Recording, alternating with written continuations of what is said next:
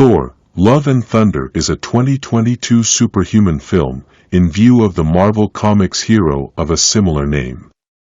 The film is a spin-off of Thor, Thor, The Dark World, Thor, Ragnarok, and Avengers, Endgame. It is the 2010th film in the Marvel Cinematic Universe and the 13th portion of Phase 4. The film was delivered on July 8, 2022. The movie is composed and coordinated by Taika Waititi and stars Chris Hemsworth as Thor, Christian Bale as Gorr the God Butcher, Tessa Thompson as Brunhilde/King Valkyrie, Jamie Alexander as Sif, Taika Waititi as Korg, with Russell Crowe as Zeus, and Natalie Portman as Jane Foster/Mighty Thor. The film finds Thor on an excursion not at all like anything he's consistently confronted, a journey for internal harmony. In any case, his retirement is interfered with by a cosmic executioner known as Gorr the God Butcher, who looks for the eradication of the divine beings. To battle the danger, Thor enrolls the assistance of King Valkyrie, Korg, and ex-Jane Foster, who, shockingly, mysteriously employs his mystical sledge, Mjolnir, as the Mighty Thor.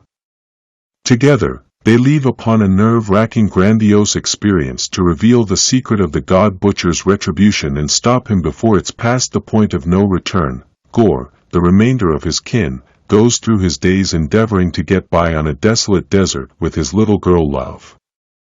He petitions his god Rapu for help, however Love before long passes on from starvation.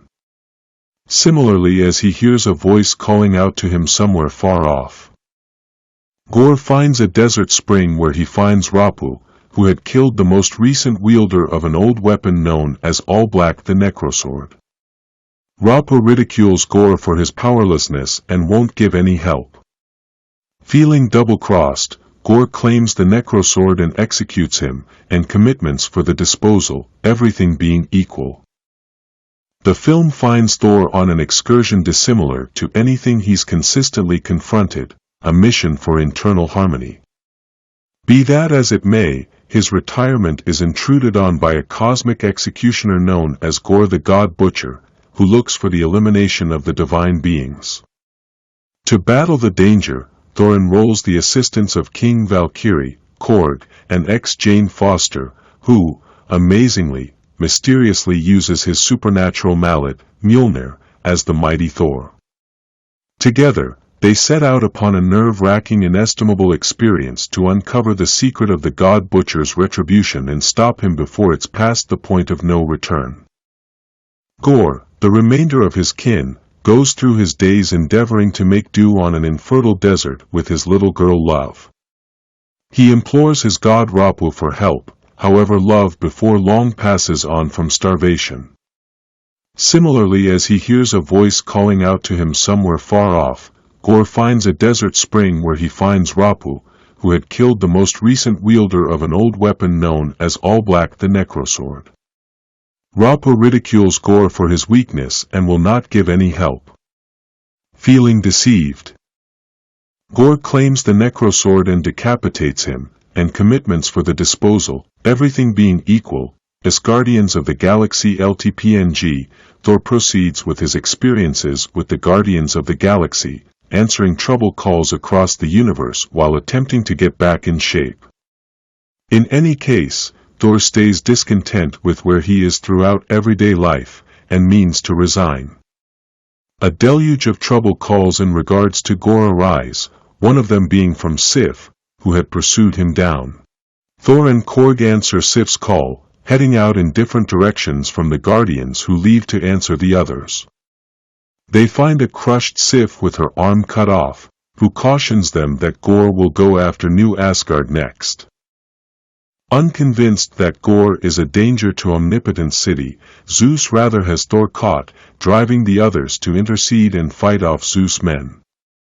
In the fight, Zeus utilizes his thunderbolt to annihilate Korg's body, just his face stays in one piece, albeit this is enough for him to make do. Angered, Thor utilizes the thunderbolt to skewer Zeus in the chest, which Valkyrie takes as the gathering breaks to go up against Gorr in the Shadow Realm. On the way, Thor learns of Foster's malignant growth analysis. And the two revive their relationship. Gorr and Valkyrie clash. JPG, upon appearance, they endeavor to find the kids, just to understand that they had succumbed to a snare. Gorr expected to take Stormbreaker to use the Bifrost Bridge to get to eternity, where he can want for the elimination of the divine beings. They fight Gorr and his shadow beasts again, yet are compelled to escape back to New Asgard once Valkyrie and Foster are. Gorr takes it. Thor is educated that the impacts regarding Mjolnir are exasperating Foster's disease, and he asks her to remain behind to recuperate.